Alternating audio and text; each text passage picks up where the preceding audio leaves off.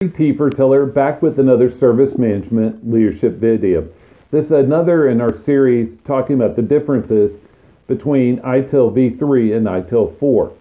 Today's topic is going to look at what in ITIL v3 looks at as the 4 P's of service design, which are people, processes, partners, and products. Hopefully you remember those from your ITIL v3 days. But I want to talk about what's new in ITIL4 and how does ITIL4 address the same situation for what do we design into our processes. And so there are 4 things in ITIL4, 4 and 4 for you to remember. Organization and people, which looks very similar to the people for service design. Value streams and processes, which is very similar to processes, but in ITIL4 they're not called processes, they're called practices, but it's similar, very similar.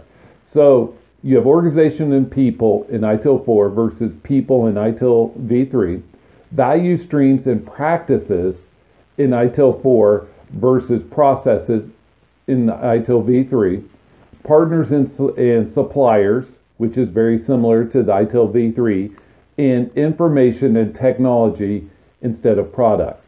It's the last one that I want to go just a smidge deeper than normal.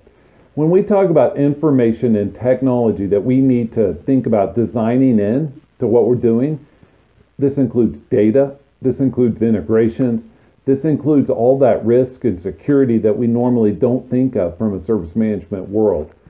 Also, we have to think about on that technology, what are we going to do with the output?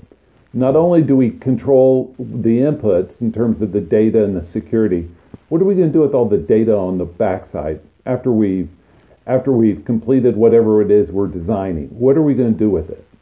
And so there's so many of these issues that are complex, so that when you see information and technology, think of it as broad. I think of Internet of Things, for example, right? It's not the consumption of the data or making decisions on that data that worries most people, including myself. So what do you do with all that data that piles up for years? So now in my home, you might know what days and weeks I come and go just by how I set my thermometer. You might know by what days and weeks I come and go or am home or whatever, just by my home security. You may know all that. In a small sample size, it's not a big deal. But think about if you have 2 years of my data. That's a big deal. And so think of it in this capacity. How do we do the best we can to make great decisions, both in the near term and long term, with our information and technology? It's a way that ITIL4 wants us to consider.